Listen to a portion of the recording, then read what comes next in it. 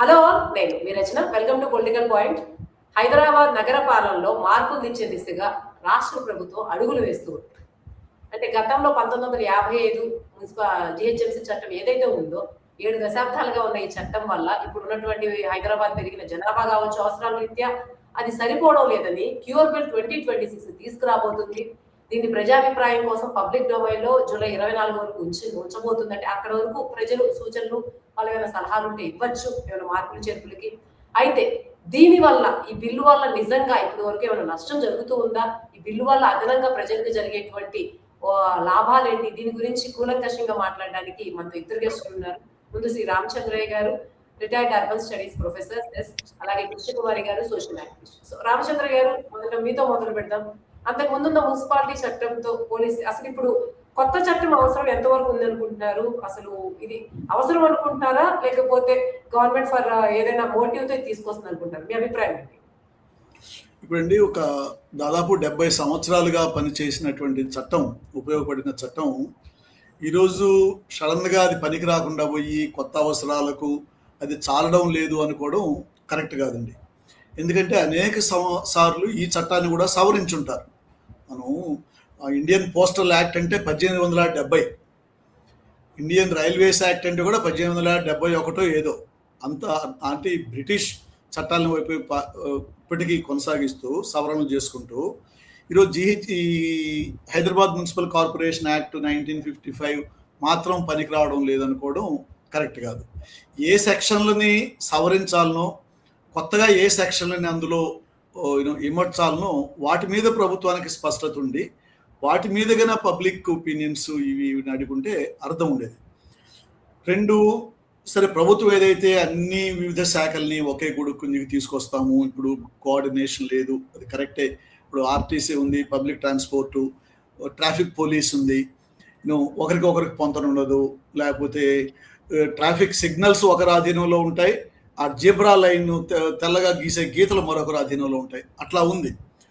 దాన్ని సవరించడమే ప్రధాన ఉద్దేశం. అయితే ఒక విప్లవాత్మకమైనటువంటి మార్పు ఏమి రావాలంటే, ఒకప్పుడు ఒక్క స్టెప్ ముందుకేసినాడు ఎన్టీ రామారావు గారు. Directly elected mayor for the cities, municipalities, panchayats అన్నీ మొట్టమొదటిసారిగా ఆంధ్రప్రదేశ్లో ప్రతి ఒక్కరూ ఓటేసి మేయర్ని గెలిపించుకునే సిస్టమ్ ఎన్టీ రామారావు ఇంట్రడ్యూస్ చేశారు. మున్సిపల్ చైర్మన్ కానీ మేయర్ కానీ. అది చంద్రబాబు నాయుడు ఒక్కసారి కొనసాగించి మళ్ళీ రాజశేఖర్ గారు వచ్చిన తర్వాత అది పోయింది. దాన్ని ఇంకా బలోపేతం చేసి ఉంటే, అంటే executive mayor for the city, అంటే ఎంటైర్ సిటీ పాపులేషన్ మేయర్ని ఎన్నుకుంటుంది. సిటీలో ఉన్నటువంటి అన్ని అడ్మినిస్ట్రేటివ్ వింగ్స్ మేయర్ అధీనంలో ఉంటాయి. ఇప్పుడు మీరు న్యూయార్క్ జోహ్రాన్ మమ్దాని గురించి రీసెంట్గా వినుంటారు.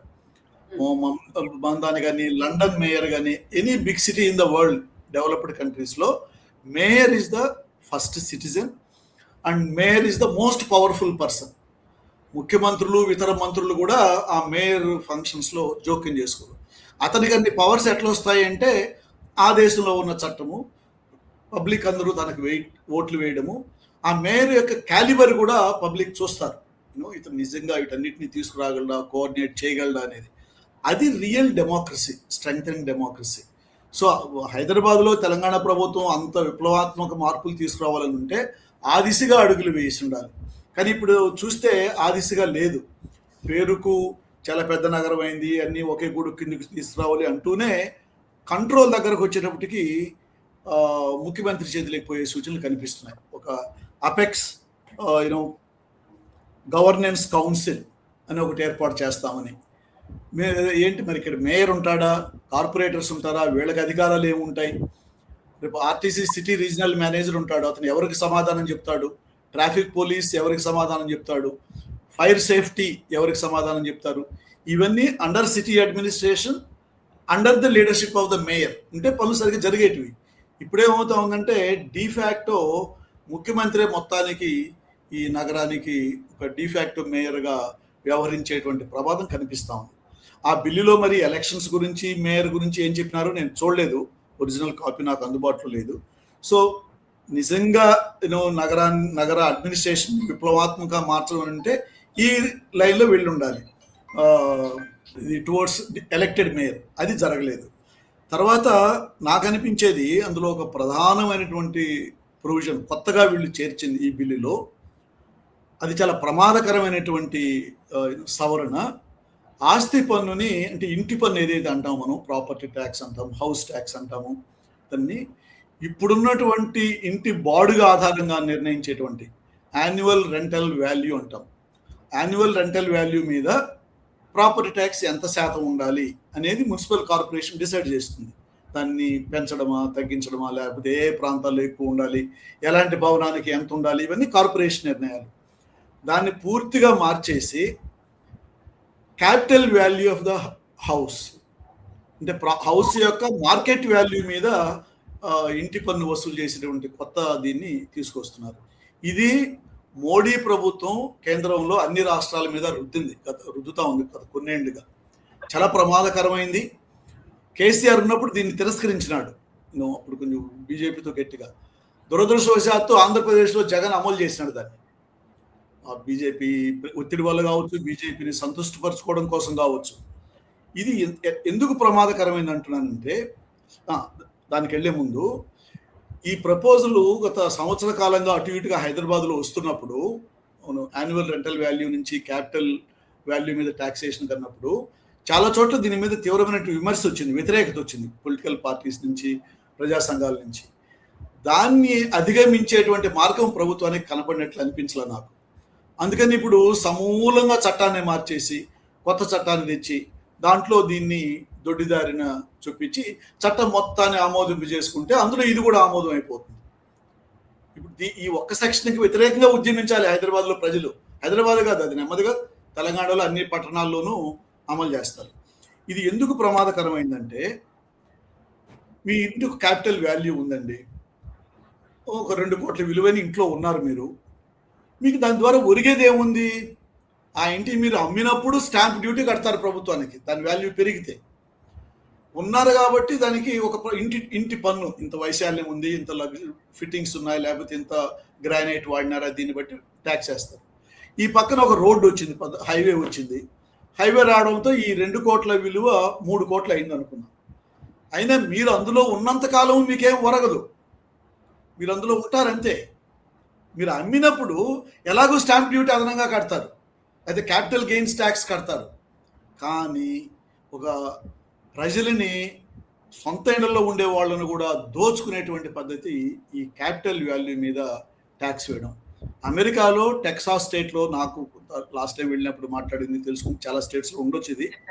అమెరికాలో టెక్సాస్ స్టేట్లో రిటైర్ అయిన తర్వాత, అన్ని ఇళ్ళు సొంత ఇంట్లో ఉంటే కూడా రిటైర్ అయిన తర్వాత అదనపు ఆదాయం లేనప్పుడు ఇల్లు అమ్ముకొని, సొంత ఇల్లు అమ్ముకొని చిన్న ఇళ్ళు లేకపోయే వాళ్ళు ఎంతోమంది ఉన్నారు, కేవలం ఈ ప్రాపర్టీ ట్యాక్స్ కట్టలేక. ఎందుకంటే మీకు అదనపు ఆదాయం లేనప్పుడు రిటైర్మెంట్ స్టేజ్లో అంతంత ట్యాక్స్ ఎట్లా కడతారు? దీని ప్రమాద సంకేతానికి ఒకే ఉదాహరణ, సాక్ష్యం. ఈరోజు ఆంధ్రప్రదేశ్లో జగన్ను ఇంట్రడ్యూస్ చేసిన తర్వాత ఈ రోజుకి, ఆ రోజు చంద్రబాబు నాయుడు వాళ్ళు ప్రతిపక్షంలో ఉన్నారు కాబట్టి మేము దీన్ని సమీక్షిస్తాం, అధికారంలోకి వస్తామని అన్నారు. అదే అధికారంలోకి వచ్చిన తర్వాత వాళ్ళకి చాలా సౌకర్యంగా ఉంది వసూలు చేయడము. ఇప్పుడేం సమీక్షించడం లేదు. చాలా ఇళ్ళకి 100% పెరిగిపోయిందండి లాస్ట్ 5-6 ఇయర్స్లో. 100% పెరిగింది హౌస్ ట్యాక్స్. 3,000, 5,000 కట్టుతున్న వాళ్ళు ఈరోజు 20,000, 25,000 కూడా వెళ్ళింది. ప్లస్ ఏంటి, ఒక జియో ఇచ్చేసి every year 15% compounding. So 100% house tax పెరిగింది 5-6 ఇయర్స్లో. ఇది ఎంత ప్రమాదకరం మధ్యతరగతి వాళ్ళకి కానీ, మామూలు వాళ్ళకి, ఒక సొంత ఇల్లు ఉండే వాళ్ళకి. దీన్ని తెలంగాణలో వ్యతిరేకించకపోతే చాలా పెద్ద నష్టం, ఉపద్రవం అయితే ముంచుకొస్తుందండి హౌస్ ఓనర్స్కి. Okay, thank you Ramachandra garu. ఈ క్యూర్ బిల్ యొక్క మెయిన్ ఆస్పెక్ట్ ని మీరు డిస్కస్ చేశారు. నెక్స్ట్ కృష్ణ కుమార్ గారు, మీరు చెప్పండి. ఒక ఆస్పెక్ట్ గురించి రామచంద్రయ్య గారు మాట్లాడారు. ఓవరాల్ గా ఇప్పుడు అసలు బిల్లు తీసుకురావాల్సినటువంటి అవసరం ఎంతవరకు ఉందని మీరు అనుకుంటున్నారు? ఇప్పుడున్న బిల్లులో ఆల్రెడీ అపోజ్ చేయాల్సిన విషయం చెప్పారు, సమర్థించాల్సినటువంటి అంశం ఏదైనా ఉంటే మీరు చెప్పండి. అలాగే మీకు ఇంకా యాడ్ పాయింట్స్ ఉందా చెప్పండి. సమర్థించే విషయాలు కూడా ఉంటే చెప్పండి. అంటే సమర్థించే విషయం ఏంటి అంటే, మనకి పరిపాలన సులభం అవుతుంది, అలాగే వినియోగదారులకి వాళ్ళు పొందే సేవలకి కాస్త సరళంగా ఉంటాయి సేవలు అనేది మనకి అర్థమవుతుంది దీన్ని బట్టి. ఆ, ఆ, గందరగోళం లేకుండా శాఖలన్నిటినీ సమన్వయం చేసుకుంటూ ఆ, ఉండటం వల్ల ఒక రకంగా మంచిదే, కాదని అనట్లేదు. అయితే ఆమ్, ఇప్పుడు దీంట్లో పెట్టిన దాని ప్రకారం చూస్తే అక్రమాలని సక్రమాలు చేయడం అంటే ఒక అక్రమ కట్టడం ఉంది. అక్రమ కట్టడం అంటే వేరే ఏం లేదు, 3 అంతస్తులకు తీసుకుని 4 అంతస్తులు కట్టారు. ఈ కట్టిన తర్వాత అలాగే చుట్టూ సెట్ బ్యాక్స్ తక్కువ వదిలిపెట్టారు, బిల్డింగ్ అయితే కట్టేసుకున్నారు, వాళ్ళు ఓసీ తీసుకోలేదు.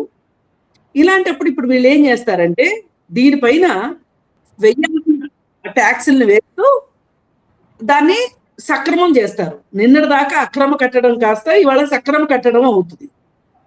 దీనివల్ల ఆ ఆస్తిదారుడికి ఊరట లభిస్తుంది, ఏ గందరగోళం లేకుండా ప్రభుత్వానికి డబ్బులు వస్తాయి. ఇక్కడ మెయిన్ ఏంటి అంటే ప్రభుత్వము గరిటె కాల్చి వాతలు పెట్టడానికి, తొడపాసాలు పెట్టడానికి సిద్ధమైపోయింది. మొత్తంగా తీసుకుంటే మనకి పైకి చెప్పేది మేము పరిపాలనని సరళతరం చేస్తున్నాము అని చెప్పే ప్రాసెస్లో నిజంగా చేస్తున్నారు కూడా. అందులో మనం ఏంటంటే గుడ్ బ్యాడ్ రెండు చెప్పుకోవాలి. ఆ పేరుతోటి ఈ ప్రభుత్వము ఆదాయాన్ని సమకూర్చుకోవాలని చూస్తుంది. నేనేమంటానంటే ఆదాయాలు సమకూర్చుకునే విషయంలో సమకూర్చుకోండి, కానీ మాకు నిజంగా ఆ విధమైన పరిపాలన అందిస్తారా? అనుమతులు వచ్చే దగ్గర, అనుమతులు ఇచ్చే దగ్గర, ఇట్లాంటి వాటన్నిటిలో ఏమేం చేస్తామో చెప్తున్నారు. కానీ ఖచ్చితంగా ఇప్పుడు వర్షాకాలం వస్తుంది అన్నప్పుడు రాబోయే వర్షాకాలాన్ని దృష్టిలో పెట్టుకుని మురుగు కాలువల శుద్ధి చేసే విషయంలో ప్రతి ప్రభుత్వము విఫలమైంది. ఇందులో అసలు ఇంకేమి మనకు అసలు సెసపిషలు అక్కర్లా. మరి అలాంటి విఫలమైన విషయాల్ని మేము సక్రమంగా చేస్తాము, మీకు మంచి శుభ్రత, నాణ్యమైన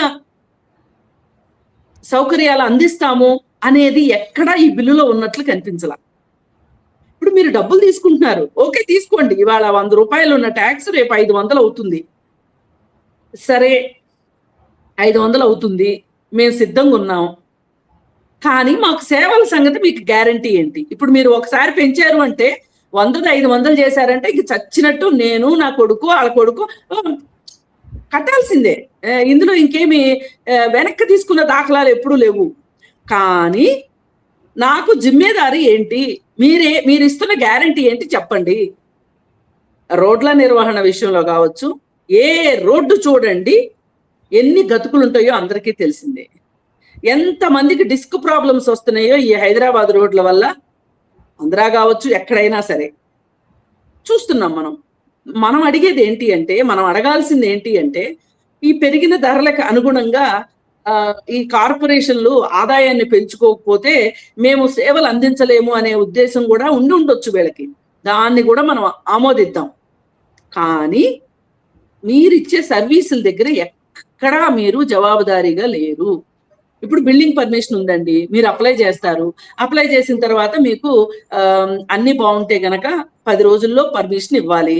ఇవ్వలేదు అనుకోండి, మీరు అప్పుడు ఏం చేయొచ్చు అని చెప్తున్నారు అంటే వీళ్ళు, కమిషనర్కి మీరు ఒక నోటీస్ ఇవ్వండి, ఏమండి నేను పలానా పర్మిషన్ అప్లై చేశాను, ఈ అప్లై చేసిన పర్మిషన్ నాకు పర్మిషన్ ఇవ్వలేదు, పైగా అసలు ఏమి మాట్లాడట్లేదు వాళ్ళు, నేను దీన్ని మౌనం అంగీకారంగా లేదు అర్ధాంగీకారంగా నేను అనుకుని నేను పర్మిషన్ వచ్చినట్లుగా భావిస్తాను అని అనవచ్చు అని చెప్తున్నారు. కమిషనర్కి నోటీస్ ఇచ్చిన తర్వాత కూడా మనకు సమాధానం దొరకకపోతే నేనేమంటానంటే ఇవన్నీ బాగున్నాయి, కానీ మీరు చేస్తాము, మీరు చేయాలనుకుంటున్న పనులు సక్రమంగా చేస్తాము. ఇప్పుడు వేసవి కాలంలో తీయాల్సిన స్టిల్ట్ తీయకపోవటం వల్ల, వర్షాకాలం వచ్చిన తర్వాత హడావుడిగా తీయడం వల్ల అది రోడ్డు మీదే ఉంటది, అది మళ్ళీ మురికాలంలోకి వెళ్తా ఉంటది. ఇది నేను చెప్పాను. ఓవరాల్ గా చెప్పాలంటే పరిపాలన కొంచెం సులభతరంగా చేద్దాం మొత్తం అన్న విషయంలో ఈ బిల్లు కామన్ మ్యాన్ కి ఏవైతే ప్రధాన సమస్యలు కూడా వాటిని అడ్రస్ చేయలేదని మీరు చెప్తున్నారు, అంతేనా? కామన్ అంటే ఏం లేదు, మా ఇంటికి వస్తే ఏం తెస్తావు,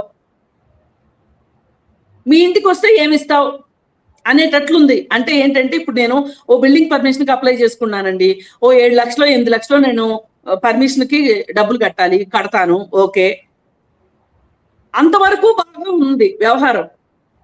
కానీ పరిపాలన ఇచ్చే దగ్గర ఏంటి మీరు చెప్పేది ఎంతవరకు చేస్తారు అనేది.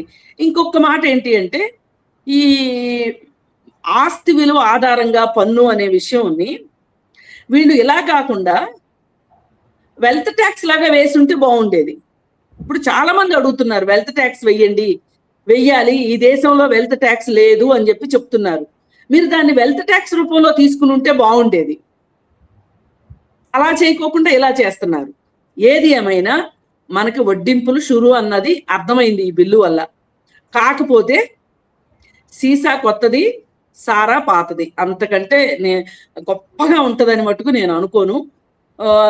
దీని ద్వారా మళ్ళీ కొంతమందికి పదవులు వచ్చి అసలు చివరికి వినియోగదారుడికి అందే సేవ దగ్గరికి వచ్చేసరికి ఎవరు సమాధానం చెప్తారు అని అనిపించట్లేదు. థ్యాంక్ యూ కృష్ణ కుమార్ గారు. ఓవరాల్ గా ఆల్మోస్ట్ చాలా డిస్కషన్ వచ్చేసాం. మీరు ఇద్దరు ఆల్మోస్ట్ అన్ని పాయింట్స్ క్లియర్ గా చెప్పారు కాబట్టి ఫైనల్ గా ప్రజలు దీనికోసం ఎలా ప్రిపేర్డ్ గా ఉండాలి.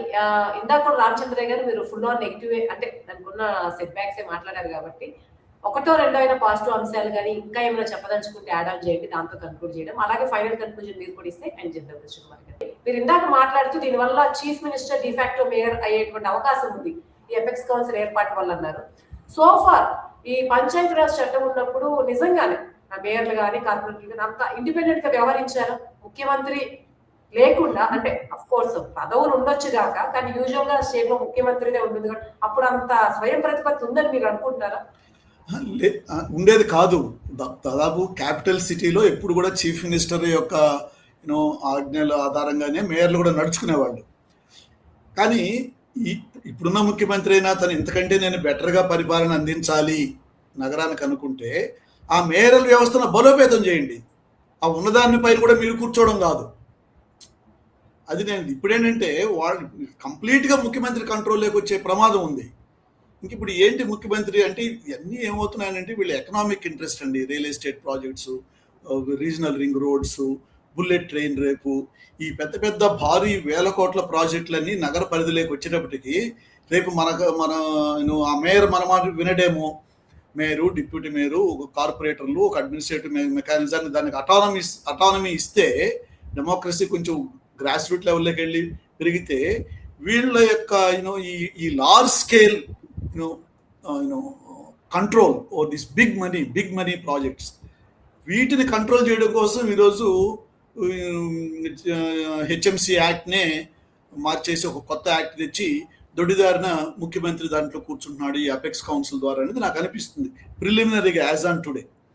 ఇది డీసెంట్రలైజేషన్ బిల్లు కాదు, లోకల్ గవర్నెన్స్ని మెరుగుపరుస్తున్న బిల్లు కాదు, నగరానికి ఒక మేయరల్ సిస్టమ్ని స్ట్రెంగ్తన్ చేస్తున్న బిల్లు కాదు. మరి ఏంటి కొత్తగా? అన్నిటినీ ఒకే గూడ కిందకి తీసుకురావండి, ఇప్పుడు తీసుకురావచ్చు. ఎవరెడ్డి చెప్తున్నారు ఒక ఎగ్జిక్యూటివ్ ఆర్డర్తో రేపు ఉదయాన్నే ఆర్టీసీ, ట్రాఫిక్ పోలీస్, సిటీ ఇట్లాంటిన్నింటినీ ఒక గుడి కిందకి తీసుకురండి. ఇవి మేము 20 ఏళ్ళుగా మాట్లాడుతున్నాం హైదరాబాద్లో.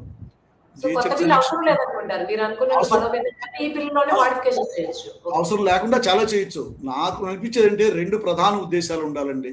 ఒకటి బిగ్ మనీ ప్రాజెక్ట్స్, 2 ఈ ఆస్తి విలువ, మార్కెట్ విలువ మీద ఆస్తి పన్ను వేయడానికి చాలా వ్యతిరేకత ఉంది తెలంగాణలో ప్రజల్లో. ఇంతకుముందు అర్థమైంది వాళ్ళకి. ఈ బిల్లు ద్వారా ఒకేసారి ఒక సెక్షన్ దాంట్లో గుప్పిచ్చేసి ఒక ప్రమాదకరమైనటువంటి దీన్ని ప్రజల మీద రుద్దబోతున్నారు. సో ఎటు చూసినా మీరు దీంట్లో నష్టాలే ఉండబోతున్నాయి అనేది స్పష్టం చేశారు. ఫైనల్ గా కృష్ణ కుమార్ గారు మీరు కన్క్లూడ్ చేయండి. ఒకటే అండి, ఇప్పుడు ఏవో చాలా చాప్టర్లు అన్నారు, ఏవేవో పెట్టారు. ఏ పాయింట్ చూసినా నాకు డబ్బు సంపాదించడం ఎట్లా అనే దాని మీదనే ప్రతిదీ అక్కడికే వెళ్ళి ఆగుతుంది. ఏమన్నారు, నైట్ బిజినెస్ సెంటర్స్ కి పర్మిషన్ ఇస్తామన్నారు, ఈ ఫుడ్ లైసెన్స్లు ఇట్లాంటి వాటికి ఏం చేసినా నిజమే, వ్యాపారస్తులకి కాస్త అనుకూలంగా ఉంది ఇది. కానీ అలాగే అటవీ భూములు, ఈ ఈ 3 కార్పొరేషన్ల పరిధిలో ఉన్న అటవీ భూముల్లో ఎకో పార్కులు అభివృద్ధి చేస్తామని చెప్పారు. అంటే వాళ్ళు చెయ్యాలి అనుకుంటున్న పనులైతే చాలానే ఉన్నాయి. కానీ ప్రతి పనికి నేను అక్కడనే స్ట్రక్ అవుతున్నా. అసలు ఇంత డబ్బు ప్రజల దగ్గర నుంచి సమీకరించాలి అని అనుకోవటము, మన జేబుల్లోకి చేతులు పెట్టి డబ్బులు లాక్కోవటం నాకు బాగా కనిపిస్తుంది. పైగా ఇప్పుడు డబ్బులున్న వాళ్ళకి ఇది పెద్ద కష్టం కాకపోవచ్చు. ఈ ఈ ట్యాక్సులు వేసే విషయం కావచ్చు, ఇప్పుడు అక్రమ నిర్మాణాలు ఉన్నాయి, వాటికి 300% పన్ను విధిస్తామని చెప్తున్నారు. ఓకే, మామూలు వాళ్ళకి 100% పన్నే అంటున్నారు. కొన్ని విప్లవాత్మకమైనవి ఉన్నాయి దీంట్లో. ఎందుకంటే నేను అది ఎందుకు అంటున్నానంటే, గత 10 సంవత్సరాల కాలంలో కట్టడాల గురించి ఆ ప్రభుత్వం ఏమీ మాట్లాడలా. ఎవరికి నచ్చింది వాళ్ళు కట్టుకుంటే వెళ్ళిపోయారు. ఆఖరికి జర్నలిస్టులతో సహా వాళ్ళ దగ్గరికి వెళ్ళి, నిర్మాణదారుల దగ్గరికి వెళ్ళి డబ్బులు దండుకున్నది చూసాము. ఇక ఆ లోకల్ గా ఉండే పొలిటికల్ లీడర్స్ సంగతి అయితే చెప్పక్కర్లేదు. వాళ్ళకి ప్రధాన ఆదాయం ఏంటి అంటే ఈ కట్టడాల మీద వచ్చే వసూళ్లే వాళ్ళకి ఆదాయం అయిపోయి కూర్చుంది. ఈ విధంగా దండుకున్నారు. మరి ఇప్పుడు మళ్ళీ ఆ దండుకోవడం అంతా అయిపోయింది. ఇప్పుడు వచ్చేసేసి వాటన్నిటికీ మేము వాటిని క్రమబద్ధీకరిస్తాము అంటే LRS, BRS ఎగ్జాంపుల్ గా తీసుకుంటే ఇది ఒక రకంగా BRS స్కీమ్ లాంటిదే. ఇది అంటే పేరు మార్చారు. అందుకే నేను అన్నది కొత్త సీసా పాత సారా అన్నది అందుకే.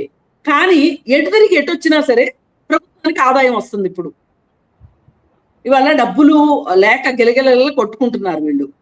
అందుకోసం ఏంటి అంటే జనాల మీదకి వచ్చేసి ఇది ఒక రకంగా దోపిడీ అనకూడదేమో, కానీ ఏదైనా కానీ ప్రజలపైన బాగా భారం పడుతుంది.